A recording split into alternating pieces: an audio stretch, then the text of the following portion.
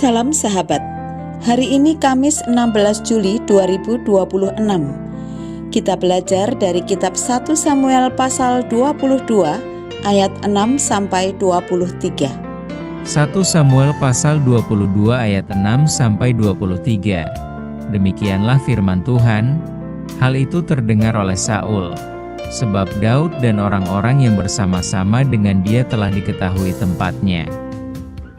Adapun Saul ada di Gibea, sedang duduk di bawah pohon tamariska di bukit, dengan tombaknya di tangan dan semua pegawainya berdiri di dekatnya. Lalu berkatalah Saul kepada para pegawainya yang berdiri di dekatnya, "Cobalah dengar, ya orang-orang Benyamin. Apakah anak Isai itu juga akan memberikan kepada kamu sekalian ladang dan kebun anggur? Apakah ia akan mengangkat kamu sekalian menjadi kepala atas pasukan 1.000 dan atas pasukan 100, sehingga kamu sekalian mengadakan persepakatan melawan aku dan tidak ada seorang pun yang menyatakan kepadaku bahwa anakku mengikat diri dengan anak Isai itu? Tidak ada seorang pun dari kamu yang cemas karena aku, atau yang menyatakan kepadaku bahwa anakku telah menghasut pegawaiku melawan aku menjadi penghadang seperti sekarang ini." Lalu menjawablah Duk, orang Edom itu, yang berdiri dekat para pegawai Saul. Katanya, "Telah kulihat bahwa anak Isai itu datang ke Nob, kepada Ahimelech bin Ahitub. Ia menanyakan Tuhan bagi Daud dan memberikan bekal kepadanya. Juga pedang Goliat, orang Filistin itu, diberikannya kepadanya." Lalu raja menyuruh memanggil Ahimelech bin Ahitub, imam itu, bersama-sama dengan seluruh keluarganya, para imam yang di Nob, dan datanglah sekaliannya menghadap raja. Kata Saul, "Cobalah dengar, ya anak Ahitub." Jawabnya, "Ya, tuanku." Kemudian bertanyalah Saul kepadanya, "Mengapa kamu mengadakan persepakatan melawan aku, engkau dengan anak Isai itu, dengan memberikan roti dan pedang kepadanya, menanyakan Allah baginya, sehingga ia bangkit melawan aku menjadi penghadang seperti sekarang ini?" Lalu Ahimelech menjawab raja, "Tetapi siapakah di antara segala pegawaimu yang dapat dipercaya seperti Daud? Apalagi ia menantu raja dan kepala para pengawalmu, dan dihormati dalam rumahmu? Bukan ini pertama kali aku menanyakan Allah bagi dia. Sekali-kali tidak. Janganlah kiranya raja melontarkan tuduhan kepada hambamu ini, bahkan kepada seluruh keluargaku, sebab hambamu ini tidak tahu apa-apa tentang semuanya itu, baik tentang perkara kecil maupun perkara besar." Tetapi raja berkata, "Engkau mesti dibunuh, Ahimelech, engkau dan seluruh keluargamu." Lalu raja memerintahkan kepada bentara yang berdiri di dekatnya, "Majulah dan bunuhlah para imam Tuhan itu sebab mereka membantu Daud. Sebab walaupun mereka tahu bahwa ia melarikan diri, mereka tidak memberitahukan hal itu kepadaku." Tetapi para pegawai raja tidak mau mengangkat tangannya untuk memarang imam-imam Tuhan itu. Lalu berkatalah raja kepada Duk, "Majulah engkau dan paranglah para imam itu." Maka majulah Duk, orang Edom itu, lalu memarang para imam itu.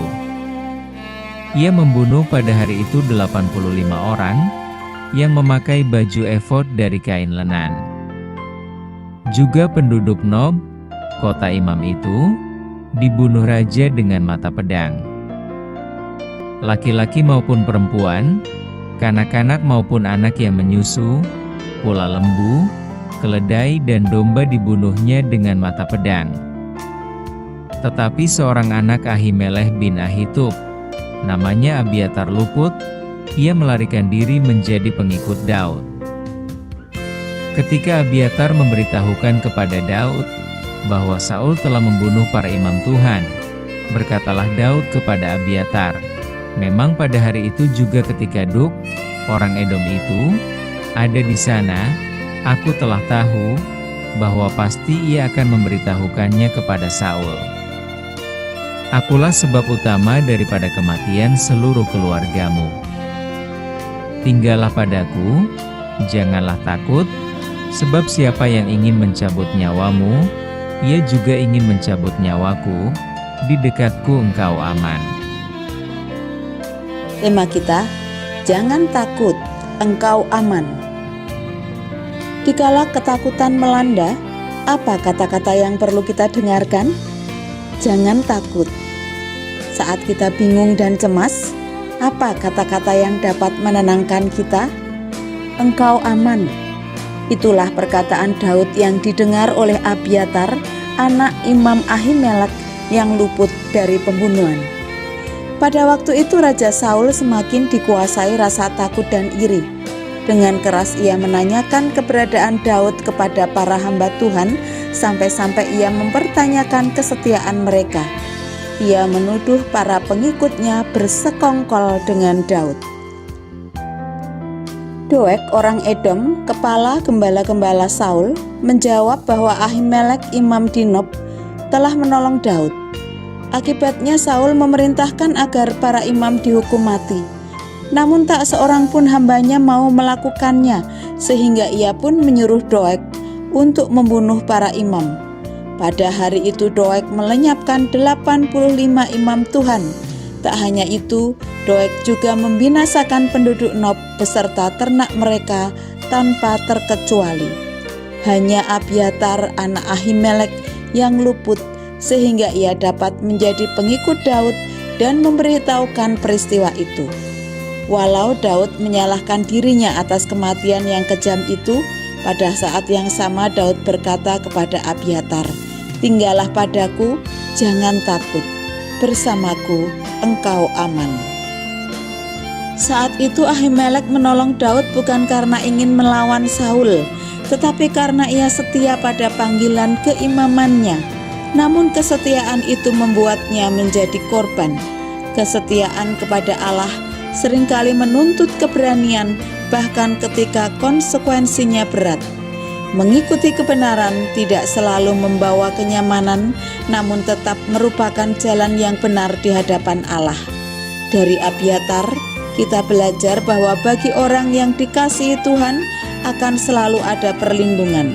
Selama kita tinggal di dalam Tuhan, kita tidak akan takut dan dihindarkan dari ancaman keselamatan. Terus lakukan kebaikan meskipun kita dicurigai dan disalahkan dengan tuduhan yang tidak benar, karena Tuhan menyertai kita. Mari kita berdoa. Bapa di sorga, pagi ini kami belajar bahwa kami adalah anak-anak yang Engkau kasihi. Ajar kami percaya Engkau akan selalu memberikan perlindungan dan menghindarkan kami dari ancaman.